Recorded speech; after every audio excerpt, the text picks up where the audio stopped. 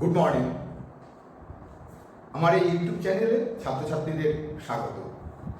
আমরা আগের ক্লাসে ক্যালকুলেশন পার্ট নিয়ে আলোচনা করেছি এবং সেখানে বিভিন্ন রকমের ক্যালকুলেশন আমরা আলোচনা করেছি। কিভাবে গুণ করা যায় সহজে, কিভাবে ভাগ করা যায় সহজে, কিভাবে স্কোয়ার সহজে করা যায়, স্কোয়ার রুট কিভাবে ক্যালকুলেশন করা যায়, এগুলো নিয়ে আমরা আগের ক্লাসে আলোচনা করেছি।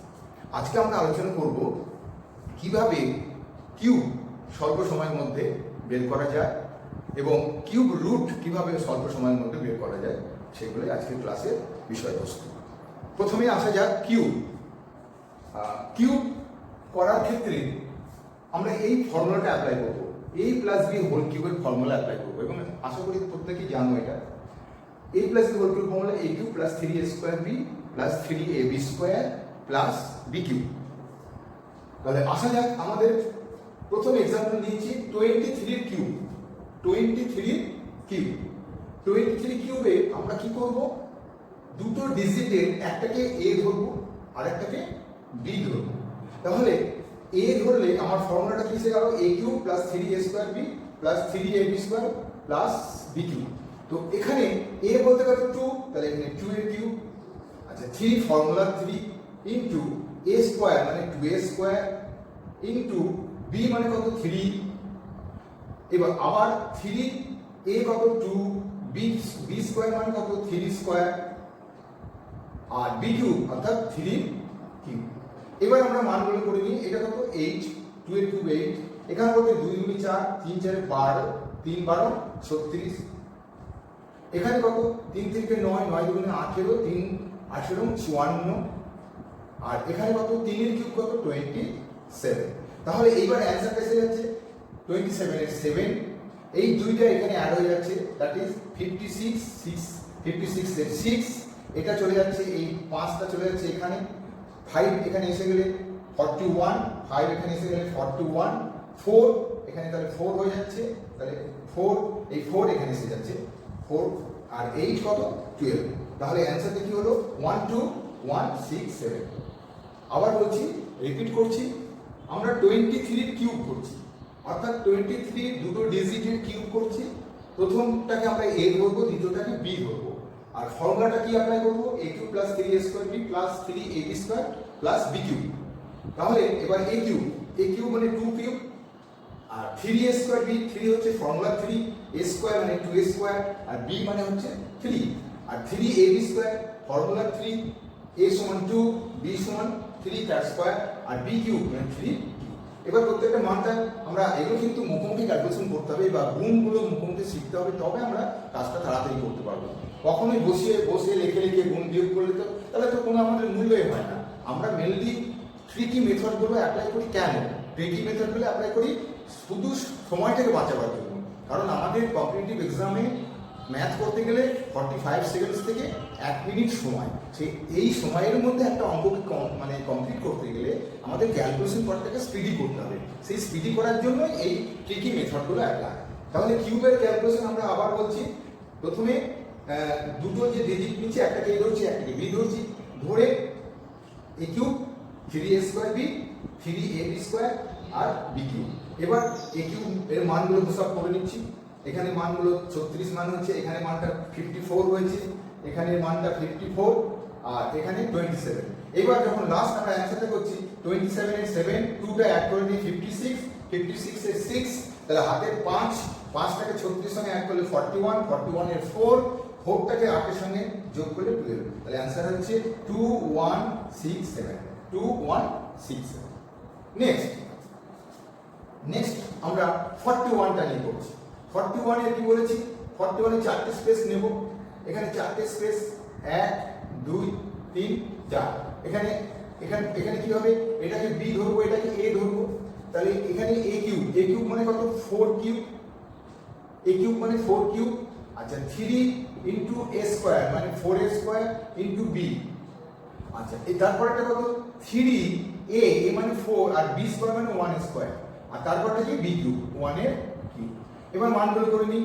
এখানে 4 এর কিউব কত 64, এখানে 3 4 4 16, 3 16 48, এখানে 3 4 12 আর এখানে কত 1। তাহলে এইবার যখন আমি অ্যান্সার করব 1 12 এর 2 এই একটা এখানে যোগ হলো 49 49 এর 9 4 4টা এখানে আসলো 4 তাহলে 64 প্লাস 4 কত 68 তাহলে আমরা কত স্বল্প সময়ে আমি একটা কিউবটা কমপ্লিট করতে পারছি। তাহলে আবার বলছি 2 ডিজিটের কিউব কমপ্লিট করার জন্য অনেক সময় বাঁচবে, কারণ এই 41কে 3 বার বসিয়ে গুণ করতে যে সময় লাগবে আমাদের এই ট্রিকি মেথডে হাফ টাইমও লাগবে না, তার হাফ সময় লাগবে না।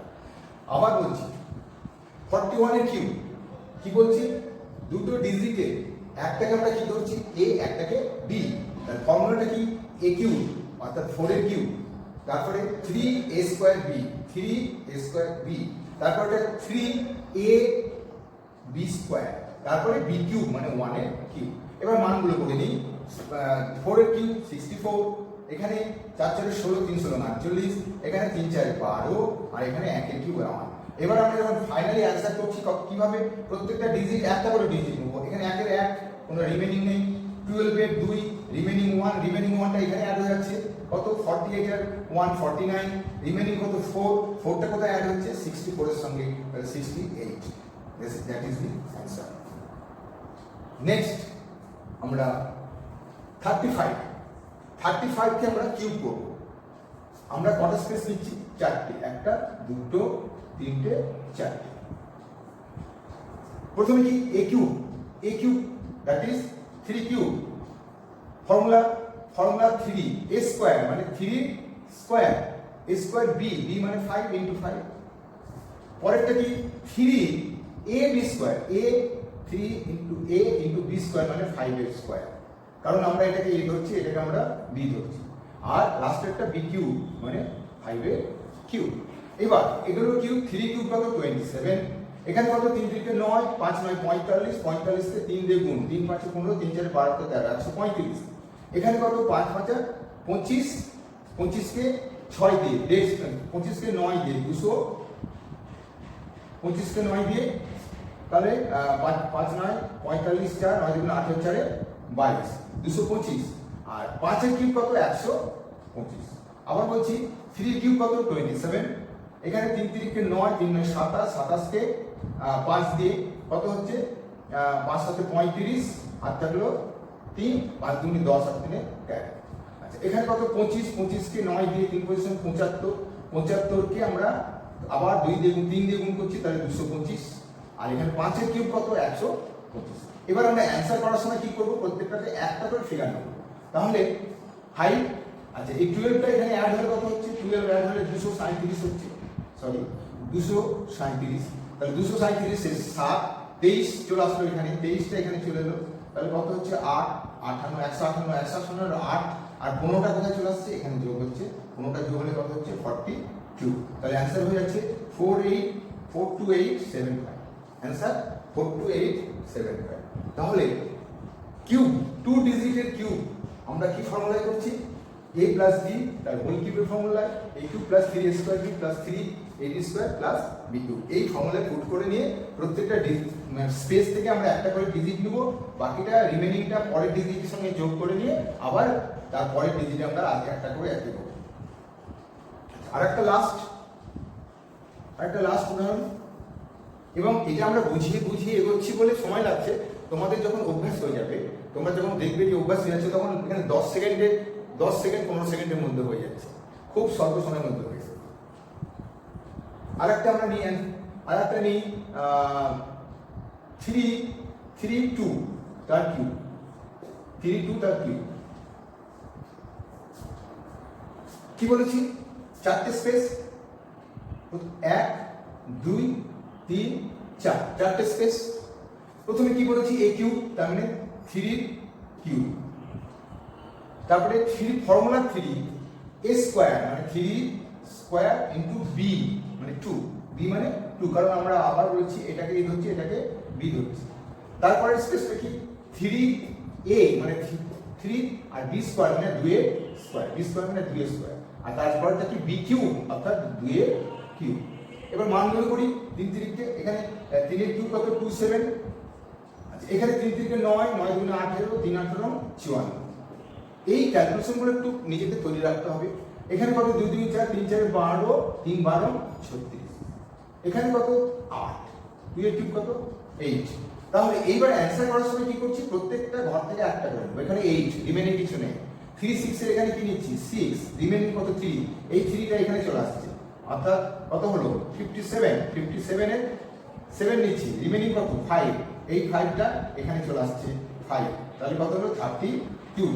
তাহলে 3 2 7 6 8, this is the answer of cube 32।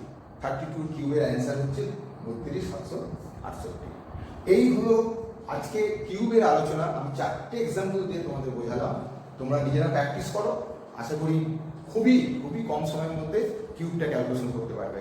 অথচ তুমি যদি বসিয়ে এই 32কে 3 বার বসিয়ে গুণ করতে যাও, তাতে যে সময় লাগবে এই পদ্ধতিতে ক্যালকুলেশন করলে হাফ সময় লাগবে। এটা প্র্যাকটিক্যালি আমরা দেখেছি এবং সেটা তোমরা প্র্যাকটিক্যালি করলে বুঝতে পারবে। নেক্সট আমরা আলোচনা করব কিউব রুট। Cube root.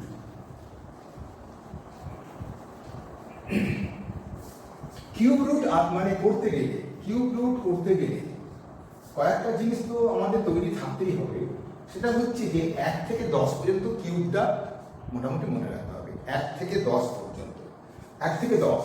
আচ্ছা, 1 এর কিউব 1, 2 এর কিউব 8, 3 এর কিউব 27, 4 এর কিউব 64, 5 এর কিউব 125, 6 এর কিউব 216, 7 এর কিউব 3473, 8 এর কিউব 512, 9 এর কিউব 729, 10 এর কিউব 1000, 11 এর কিউব 1331, 12 এর কিউব 1728। এইভাবে কিছু মনে রাখতে হবে, তবে আমরা কিউব রুট ক্যালকুলেশন করবো সহজে। এই টেবিলটাকে মনে রাখতে হবে, তাহলে আমরা ইজিলি কিউব রুট ক্যালকুলেশন করতে পারবো। আচ্ছা, প্রথমে আমরা আসছি, cube root first example 3 root 5832, 5832, এটা আমরা কিউব রুট ক্যালকুলেশন করব। কিউব রুট আমরা জানি দিস ইজ স্কয়ার রুট, অর্থাৎ এখানে কিছু না থাকলে 2, আর যখনই কিউব রুট হয়ে যাবে তখন এখানে 3 দিতে হবে। তাহলে এটার মান কত সহজে আমরা বের করব, কারণ এটাকে যদি আমরা মানে ফ্যাক্টর হিসাবে করি প্রচুর সময় লেগে যাবে। এটাকে ফ্যাক্টর করে 3টে ফ্যাক্টর বাইরে বেরিয়ে আসবে, 3টে ফ্যাক্টর হলে একটা মান আসবে। এই যে পদ্ধতি যেটা আমরা সাধারণত করে থাকি, সেই পদ্ধতি না করে আমরা সহজে একদম মানে অতি অল্প সময়ে মানে এই কিউব রুট কিভাবে বার করবো একটু আমরা দেখে নিই। কিউব রুটের ক্ষেত্রে প্রথমে বললাম এই টেবিলটা মনে রাখতে হবে।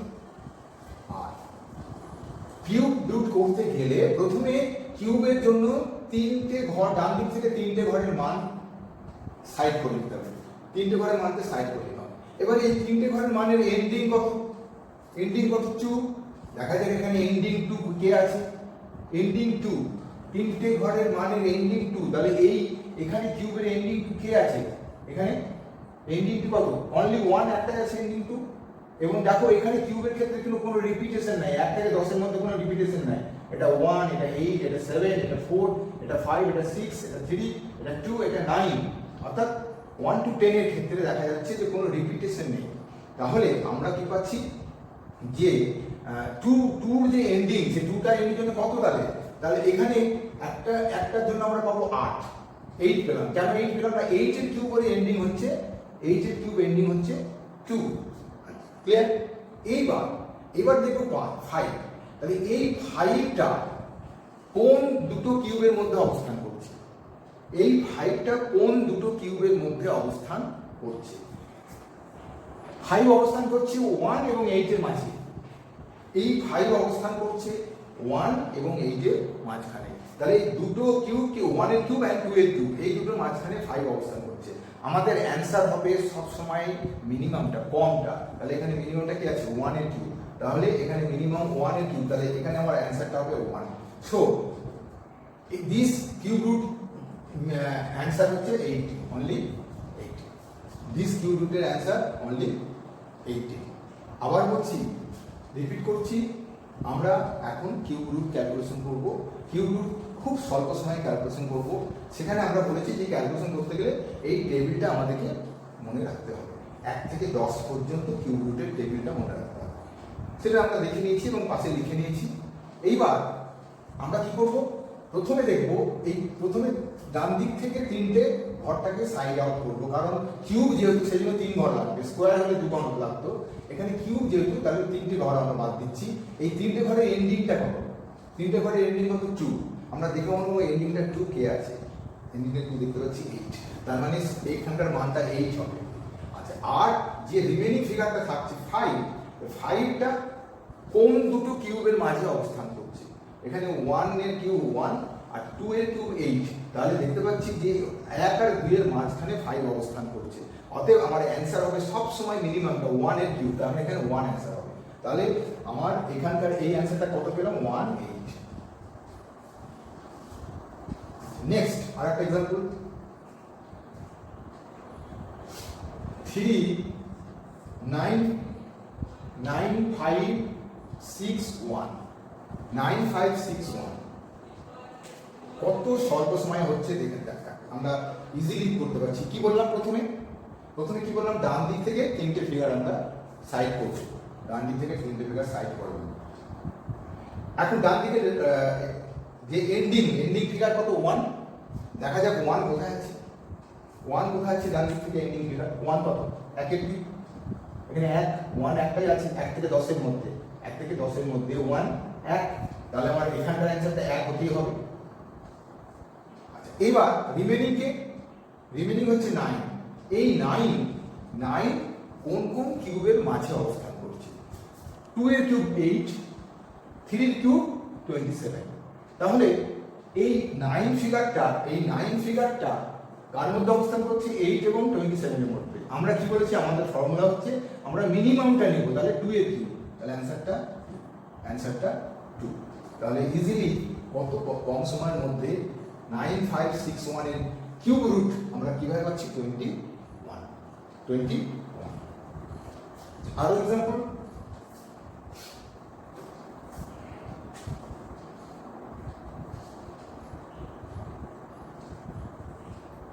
1, 6, 6, 395, 1, 6, 6, 395 আমরা এটা কিউব ক্যালকুলেশন করব। কত কম সময়ে? আমি তোমাদের ঘড়ি ধরে বলে দিতে পারি 5 সেকেন্ড 7 সেকেন্ডের মধ্যে কমপ্লিট হবে, 5 সেকেন্ডে কমপ্লিট হবে। কিভাবে? আমরা জানি এখানে লাস্ট থেকে কি বলি? 3টে ঘর আমরা সাইড আউট করবো। 3টে ঘরের এন্ডিংকে 5 কোথায় আছে?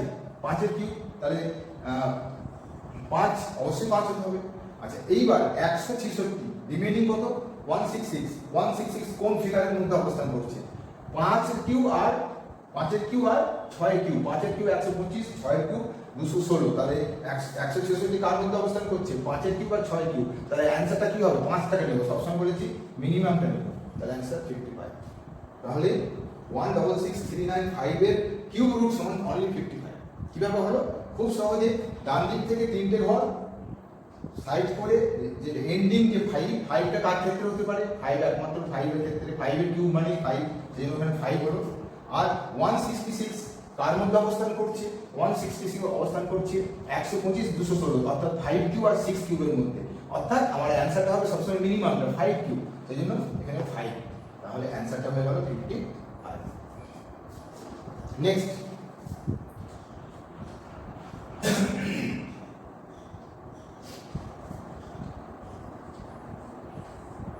1061, 208, 1061, 208 আমরা কিউব করবো। দেখো কত কম সময়ের মধ্যে আমরা করতে পারছি। 3টে ঘর সাইড করলাম, 8 কোথায় আছে? 8 2 এর কিউব, তাহলে এখানে 2 হতেই হবে। আচ্ছা, এবার 1061 কার মধ্যে অবস্থান করছে? 1000 এর মধ্যে, 1000 আর 11 এর মধ্যে, 1000 আর 11 এর মধ্যে। 10 এর কিউব 1000 আর 11 এর কিউব 1331, তাহলে এর মধ্যে অবস্থান করছে। আমরা কি নেবো বলেছি?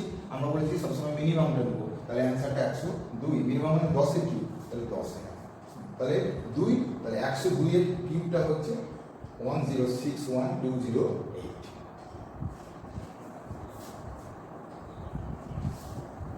নেক্সট, তোমরা এটা নিজেরা প্র্যাকটিক্যালি করো, দেখবে অনেক কম সময় করতে পারছো। আশা করি তোমাদের এটা ভালো লাগবে এবং লেগেছে, এবং তোমরা পরীক্ষার সময় কাজে লাগাতে পারবে। আর একটা উদাহরণ দিই, 830 584 এর কিউব। এবার তোমরাই বলো, ফটাফট বলো। এখানে 3টে সাইন করলাম, 4 আছে কোথায়? 4 এর কিউব, তাহলে এখানে 4 হতে হবে। এখানে 4 এর কিউব মানে 4, সেখানে 4 হতে হবে। আর 830 কার মধ্যে আছে? 830 আছে 729 আর 1000 এর মধ্যে, অর্থাৎ 9 কিউব আর 10 কিউব, তাহলে অ্যান্সার কত হবে? 9। কতক্ষণ লাগবে একটা এই মানে এত বড় একটা রুট কিউবকে বার করতে গেলে কতক্ষণ লাগলো? 5 সেকেন্ড, অনলি 5 সেকেন্ড। কেন করলাম? দেখেন 4 কিসের জন্য? 4 এখানে 4 এর কিউব এন্ডিং 4, সেই জন্য 4। আর 830 কার মধ্যে অবস্থান করছে? 830 729 আর 1000 কিউবের মাঝে অবস্থান করছে। তাহলে আমরা কি বলছি? সবসময় মিনিমামটা নেব 9, তাহলে 9 অ্যান্সার হচ্ছে 9 4। তাহলে আজকের ক্লাসে আমরা যে আলোচনা করলাম কিউব কিভাবে স্বল্প সময় করা যায়, খুব মানে স্পিডি করা যায়, এবং কিভাবে কিউব রুট খুব স্পিডি করা যায়, সেগুলো আমরা আজকে শিখলাম। আশা করি তোমরা প্র্যাকটিস করবে। তোমরা প্র্যাকটিস করলে নিজেরাও বুঝতে পারবে যে হ্যাঁ কতটা কম সময় লাগছে, এবং আগামী যে পরীক্ষাগুলো আসবে, চাকরি ভিত্তিক যে পরীক্ষাগুলো, অর্থাৎ জব ওরিয়েন্টেড যে এক্সামগুলো আসবে, সেখানে তোমরা এটা অ্যাপ্লাই করলে এমসিকিউ এ ভালোভাবে এগোতে পারবে। কারণ আমাদের যে ক্লাস চলছে, এই ক্লাসে আমরা প্রথম থেকে শুরু করেছি কিভাবে একটা ম্যাথের জন্য প্রিপারেশন নিতে হয়, সেটা দিয়ে শুরু করেছিলাম। সেখানে আমরা দেখেছি যে ক্যালকুলেশন পার্টটা হচ্ছে ইম্পর্টেন্ট পার্ট, মানে যেখানে সময়টা বেশি খেয়ে নেয়, সময়টা নিয়ে নেয়। সেই সময়টাকে বাঁচাবার জন্য যে ট্রিকি মেথডগুলো আছে, যেখানে multiplication, ডিভাইডেশন, square root, cube root, এই পর্যন্ত আমাদের আলোচনা হয়েছে। এরপরে নেক্সট ক্লাসে আমরা আলোচনা করব পার্সেন্টেজ কীভাবে তাড়াতাড়ি ক্যালকুলেশন করা যায়। আর তাছাড়া আমরা এরপরে যে সিম্পলিফিকেশন, যেগুলো কম্পিটিটিভ এক্সামে আসে, সেগুলো ট্রিকি যে ক্যালকুলেশন মেথড, সেগুলো আমরা এরপরে দেখব, সিম্পলিফিকেশন এবং পার্সেন্টেজ ক্যালকুলেশন। তারপরে আমরা শুরু করব চ্যাপ্টার ওয়াইজ ক্লাস, বিভিন্ন রকমের চ্যাপ্টার, যেমন ধরো সিস্টার্নের অঙ্ক, টেনের অঙ্ক, টাইম অ্যান্ড ডিস্টেন্সের অঙ্ক, তারপরে তোমার পার্টনারশিপের অঙ্ক, তারপর সিম্পল ইন্টারেস্ট, কম্পাউন্ড ইন্টারেস্ট, যে বিভিন্ন যে সিলেবাসগুলো আছে, সমস্ত সিলেবাস আমরা একটা একটা করে আলোচনা করব। আজকের মতো ক্লাস এখানে শেষ করছি। ধন্যবাদ, ভালো থাকো সবাই।